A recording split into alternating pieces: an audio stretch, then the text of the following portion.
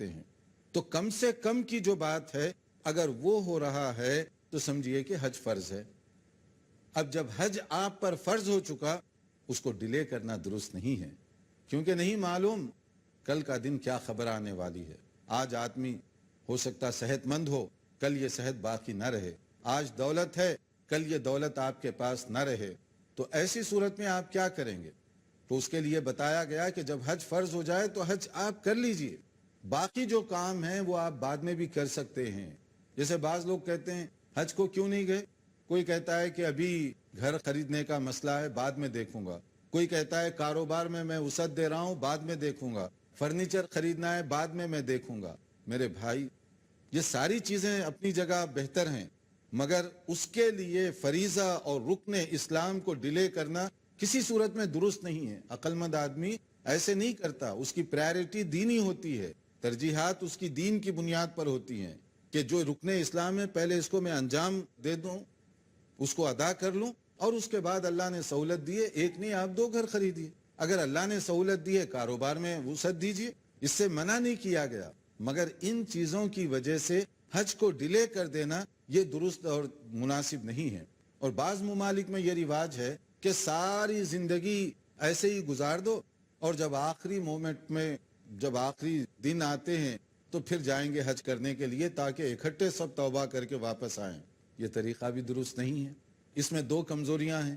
ایک تو یہ ہے کہ آپ کے پاس کوئی گارنٹی ہے کہ بوڑھے ہونے کے بعد آپ کو اتنا موقع ملے گا کہ حج کریں گے اور واپس آئیں گے؟ کیا معلوم جوانی میں بلاوا آ جائے، کیا معلوم تندرستی کی حالت میں آپ چلے جائیں دنیا سے. حج کا فریضہ تو رہ گیا پھر.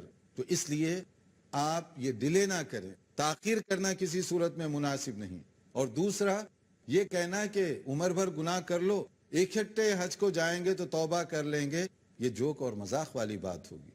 ایک مومن اس کے لیے کبھی اپنی قسمت آزمائی نہیں کرتا کہ میں گناہ کرتا رہوں، میں برائیوں میں لگا رہوں، بعد میں جا کر توبہ کریں گے. کیا معلوم کہ اس کی مہلت ملے یا نہ ملے، اس کا موقع ملے کہ نہ ملے.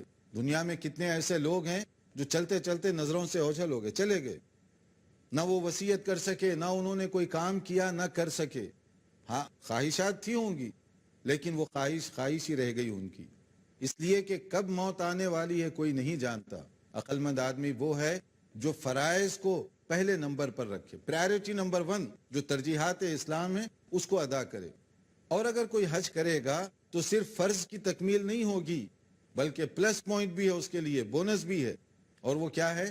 حج کرے گا تو اس کا ثواب بھی ملے گا، اجر و ثواب سے اپنے دامن کو بھر کر واپس آئے گا. بلکہ نبی کریم صلی اللہ علیہ وسلم نے فرمایا، صحیح حدیث ہے جس میں آپ نے فرمایا کہ الحج المبرور لیس له جزاء الا الجنہ، بخاری اور مسلم کی روایت. اگر کوئی حج مبرور کر کے واپس آتا ہے تو جنت اس کے لیے یقینی ہو جاتی ہے. یہ جنت کی گارنٹی کوئی عام آدمی کی طرف سے نہیں، رسول اکرم صلی اللہ علیہ وسلم کی طرف سے دی گئی، جو وحی کی روشنی میں اپنی باتیں کرتے ہیں. وما ينطق عن الهوى ان هو الا وحی یوحى. گویا یہ خوشخبری رب تعالیٰ کی طرف سے دی جا رہی ہے. اگر کوئی حج مبرور کرے گا تو اس کے لیے جنت یقینی اور کنفرم ہے. حج مبرور کیا ہے؟ جو سنت کے مطابق حج کرے، گناہوں سے اپنے آپ کو بچائے رکھے. بس 2 ہی باتیں ہیں حج مبرور کے لیے.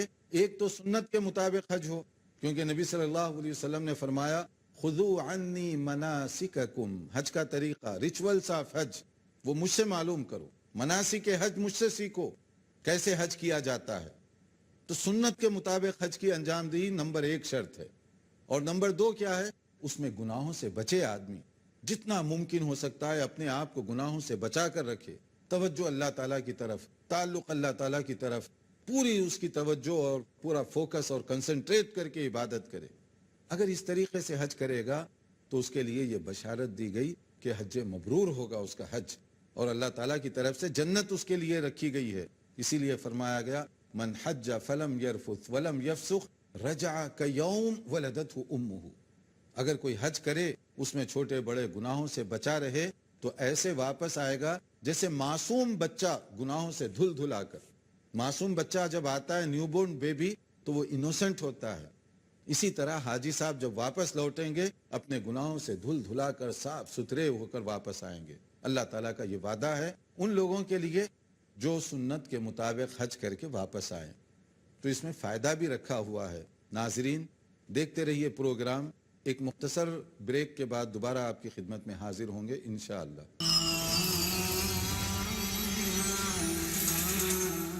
ناظرین وقفے کے بعد دوبارہ آپ کی خدمت میں حاضر ہیں.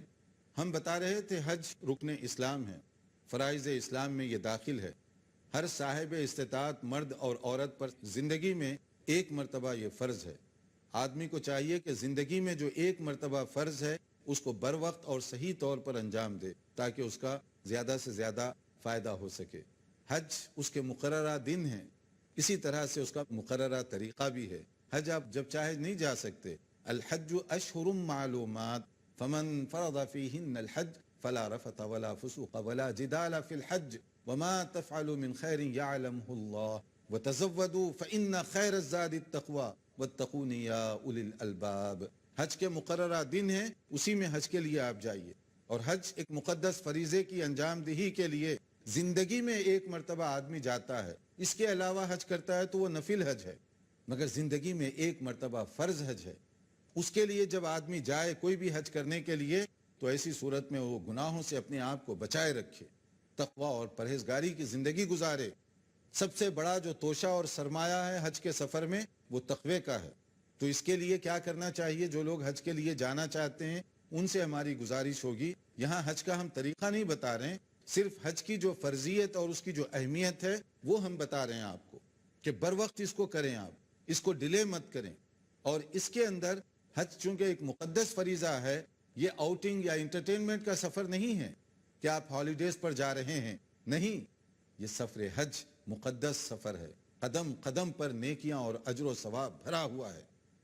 اس کے لیے ہمیں پاکیزہ طور پر جانا چاہیے، توجہ اللہ تعالیٰ کی طرف رکھ کر حج کے لیے جائیں.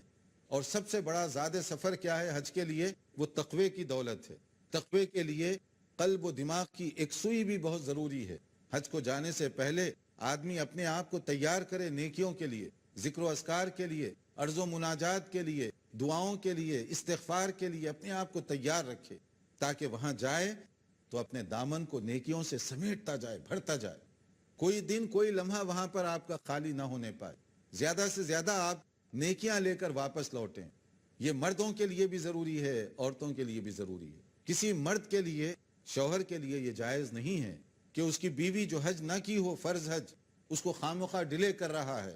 یہ درست نہیں ہے، بلکہ شوہر کو چاہیے کہ خود فکر کرے اپنی بیوی کے حج کی اور بر وقت اس کو حج کو بھیجنے کی کوشش کرے.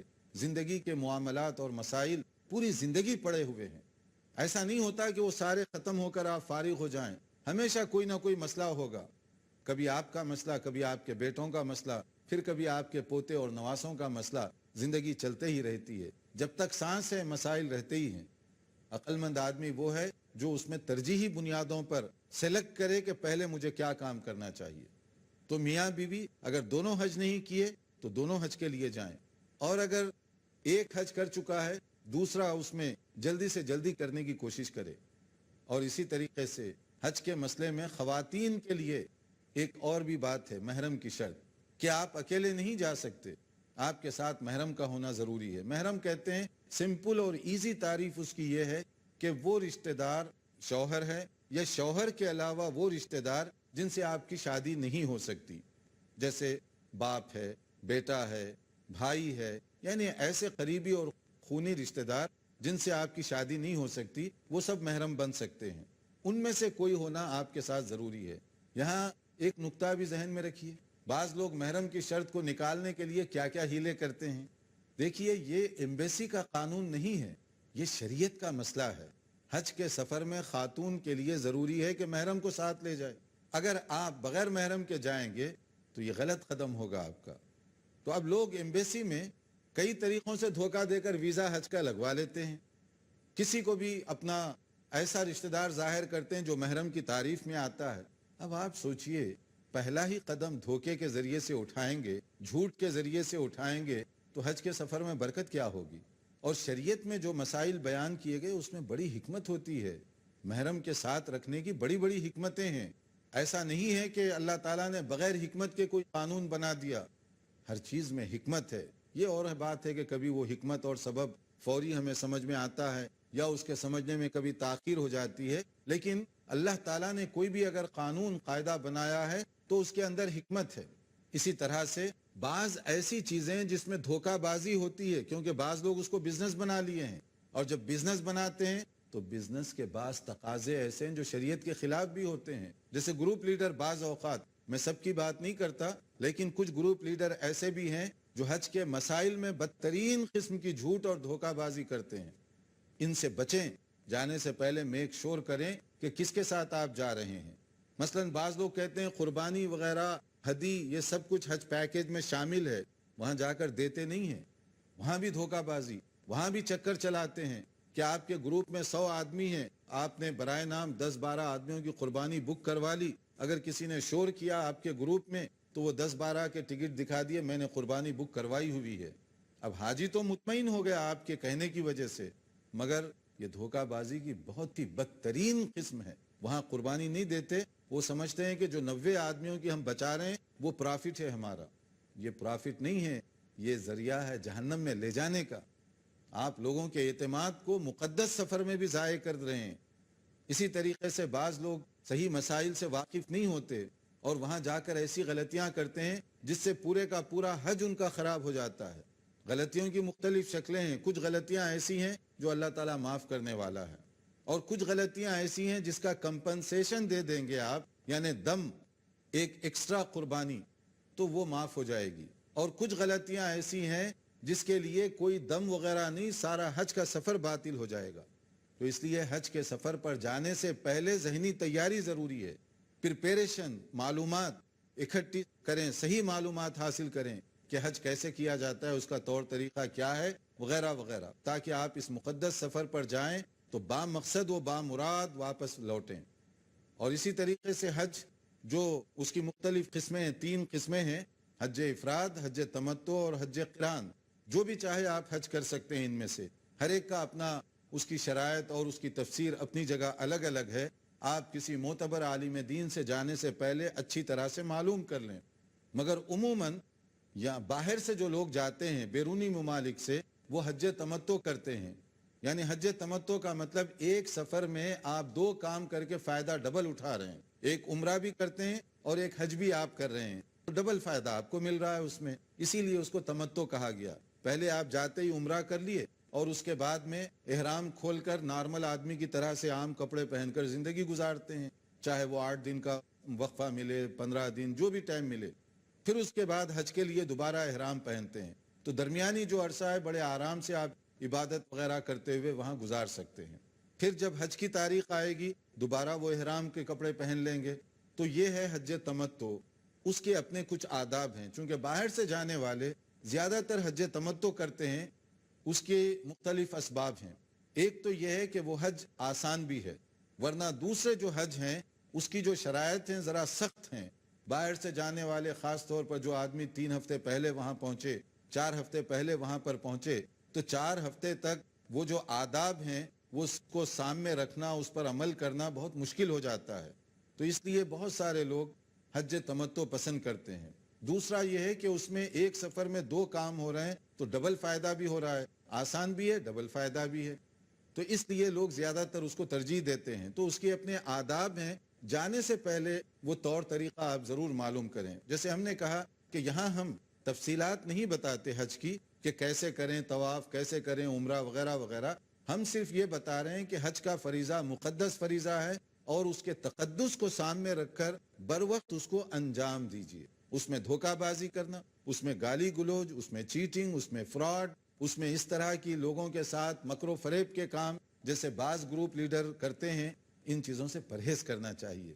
اگر حاجی صاحبان نے آپ پر ٹرسٹ کیا تو آپ کو چاہیے کہ ان کے ٹرسٹ کو دھوکہ نہ دیں، کیونکہ یہ مقدس سفر ہے۔ ان کے لیے بھی کیا معلوم کہ ان میں کتنے لوگ ہیں جو زندگی میں صرف ایک مرتبہ حج کے لیے گئے ہوئے ہوں گے۔ اگر آپ نے ان کے اعتماد کو ٹھیس پہنچائی تو عند اللہ بھی وہ بہت زیادہ آپ کے لیے قابل مواخذہ ہوگا، اور دنیا میں بھی آپ کے لیے مصیبت اور اس کے لیے پرابلمز ہوں گے۔ اور اسی طرح سے جو لوگ جا رہے ہیں، ہم ان سے بھی گزارش کریں گے کہ جانے سے پہلے ساری چیزوں کو میک شور کریں تاکہ یہ آپ کا حج مقدس بن سکے، پاکیزہ بن سکے۔ اسی طرح سے ایک اور مسئلہ ہے مسجد نبوی کی زیارت کا۔ مسجد نبوی یہ بہت مقدس جگہ ہے، یہاں سے دین کی کرنیں پھیلی، یہاں سے دین کی شمع جلائی گئی، اور کس طریقے سے دور دور تک لوگ اس روشنی سے فائدہ اٹھاتے رہے۔ یہاں جب جائیں تو کوشش کریں کہ سنت کے مطابق مسجد نبوی کی زیارت کی جائے، صحابہ کرام جس طریقے سے انجام دیتے رہے، اور سنت کی جو تعلیمات ہیں وہ وہاں پر اور بھی زیادہ احتیاط کے ساتھ عمل کرنے کی ضرورت ہے۔ بعض لوگ یہ سمجھتے ہیں کہ اگر ہم 40 نمازیں وہاں پر نہ پڑھ سکے تو ہمارا حج شاید باطل ہو جائے گا۔ ایسے مسئلہ نہیں ہے۔ حج شروع ہوتا ہے مکہ مکرمہ میں اور ختم ہوتا ہے مکہ مکرمہ میں، اس لیے حج کے سفر سے مسجد نبوی جائیں یا نہ جائیں اس سے حج کا فرق نہیں پڑتا۔ حج مکے میں شروع ہوا اور مکے میں ختم ہوا۔ البتہ اگر آپ جب اتنا سفر کر کے گئے ہیں تو ہم کہیں گے کہ ضرور جائیے مسجد نبوی، ضرور وزٹ کیجئے، ضرور وہاں رہیے جتنے دن بھی آپ کو موقع ملے سفر کے اعتبار سے۔ اگر آپ کو 40 نمازوں کا موقع ملا پڑھیے، 50 کا ملا پڑھیے، اگر آپ کو اس سے زیادہ کا ملا تو پڑھیے، ثواب ہی ثواب ہے، برکت ہی برکت ہے، خیر ہی خیر ہے۔ تمام گفتگو کا خلاصہ یہ ہے کہ حج اسلام کا رکن ہے، فرض ہے، بر وقت اس کو انجام دیجئے اور صحیح اور سنت کے مطابق حج کیجئے تاکہ یہ سفر مقدس بنے، خیر و برکت سے واپس آنے کا ہم سب انتظام کریں۔ اللہ تعالیٰ سمجھنے اور عمل کرنے کی توفیق عطا فرمائے۔ والسلام علیکم ورحمۃ اللہ وبرکاتہ۔